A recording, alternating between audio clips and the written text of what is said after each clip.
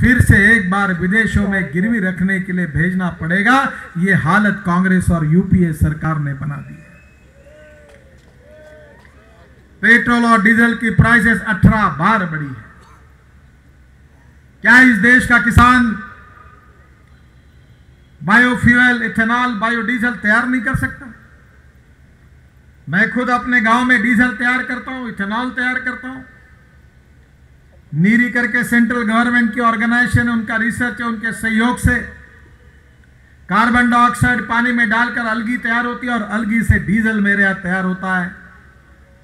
गांवों में, जंगलों में रहने वाले आदिवासी रतनजोत, मोह, साल, करन जैसे नॉन एडिबल ऑयल सीड से डीजल बना सकते हैं। इससे गाड़ियां चल सकती है।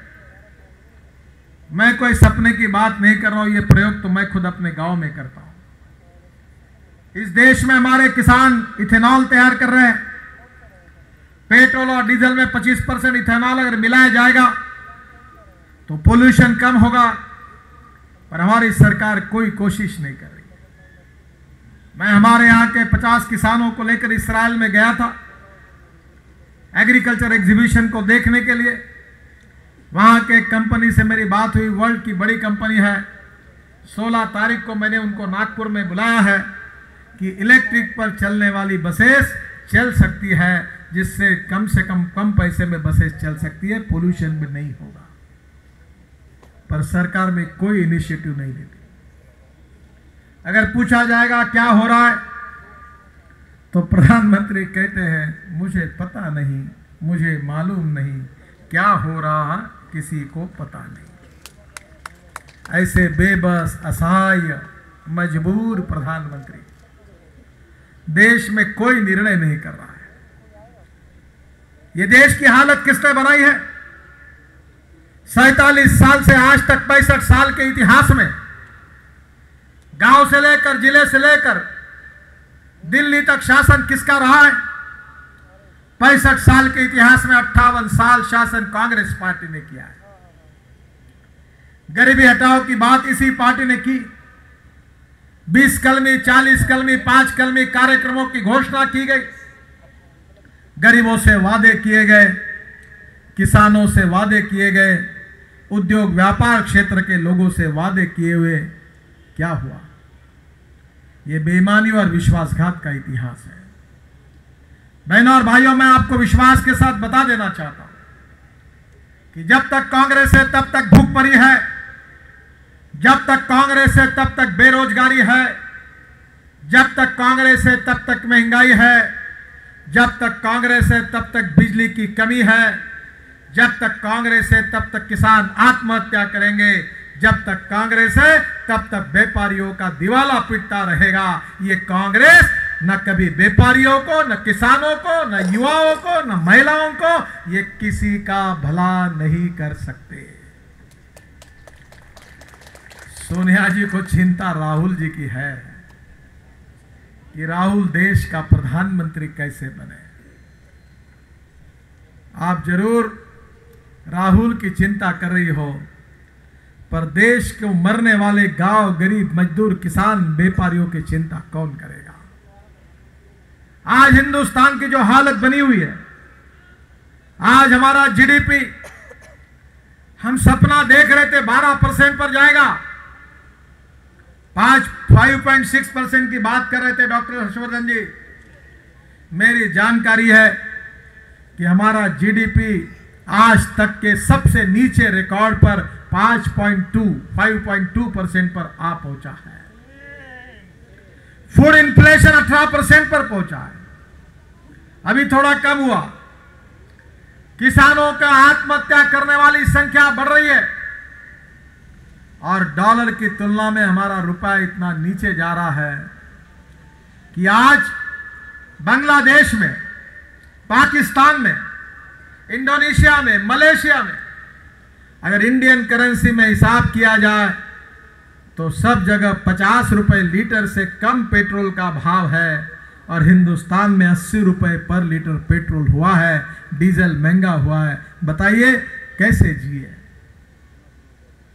अब मैं आपको बात कहना चाहता हूं, आप लोगों के पास जाकर इस बात का जिक्र करिए मेरे पास डाटा है, वो चार्ट मैं गोयल जी को देकर जा रहा हूं कि अटल बिहारी वाजपेयी जी का शासन था, एनडीए का शासन था, तो देश की हालत कैसी थी। $1 की तुलना में रुपए की कीमत 38 रुपए थी। पेट्रोल डीजल के भाव कितने थे? रोजमर्रा चीजों के भाव कितने थे? क्या कोई व्यापारियों की कानून और व्यवस्था को बिगाड़ कर किसी की हत्याएं हो रही थी? किसानों की हालत कैसी थी? देश का एक्सपोर्ट बढ़ रहा था, देश की आर्थिक स्थिति मजबूत हो रही थी। पर विशेष रूप से मैं हरियाणा के भाई और बहनों को कहूंगा कि आपने कांग्रेस को 10 की 10 सीटें देकर आपने कांग्रेस को जिताया। अब आपको कैसा लग रहा है? अच्छा लग रहा है? क्या हालत बनी है देश की? क्या हुड्डा जी इस बात का जवाब दे सकते हैं? किसानों की जमीन कौड़ी मोल भाव से लेकर बड़ी बड़ी टाउनशिप बन रही है, किसान रोड पर आ रहे हैं, पर उनकी जमीन की कीमत उनको नहीं मिल रही है। सरकार के साथ साठगांठ करके बिल्डर और उद्योगपति करोड़ रुपए कमा रहे हैं, किसान बर्बाद हो रहे हैं और गरीबों को घर चाहिए, उनके दर आसमान पर जाकर पहुंचे हैं। मैं लंदन में था, तो लंदन के यूनाइटेड किंगडम के पार्लियामेंट के सामने भाषण करने का मौका मुझे मिला। मैं प्रधानमंत्री जी को मिला, विदेश मंत्री को मिला। उनने मुझे कहा कि मिस्टर गडकरी, हिंदुस्तान का फ्यूचर बहुत ब्राइट है। मैं सुन रहा था, लोग मुझे कह रहे थे कि देश का भविष्य बहुत उज्जवल है, पर देश में आकर मुझे कोई नहीं कहता कि इस देश का भविष्य उज्जवल है। दुनिया में यह चर्चा हो रही थी कि आने वाले भविष्य में दुनिया की आर्थिक ताकत बनने की क्षमता केवल 2 देशों में है, एक चाइना और दूसरा हिंदुस्तान। चाइना हमसे आगे निकल गया है और हिंदुस्तान बर्बादी के कगार पर खड़ा है। भ्रष्टाचार चरम सीमा पर पहुंचा।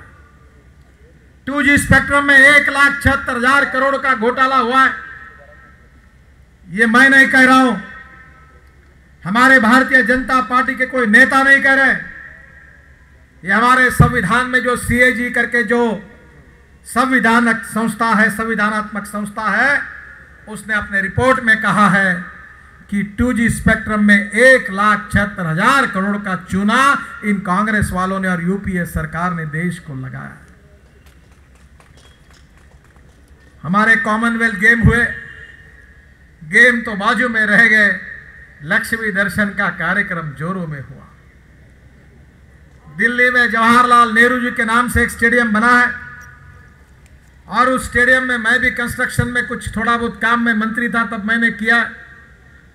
हिंदुस्तान में सबसे ज्यादा कंक्रीट का काम करने का बहुमान मुझे मिला। मैंने मुंबई में 55 उड्डान पुल बनाए, मुंबई पुणे एक्सप्रेस हाईवे बनाया, समुद्र में वो वर्ली बांद्रा सीलिंग प्रोजेक्ट मेरे समय में बनाया। मैं सिविल इंजीनियरिंग थोड़े बहुत जानता हूं। मैंने हिसाब लगाया कितने स्क्वायर फीट का काम हुआ है।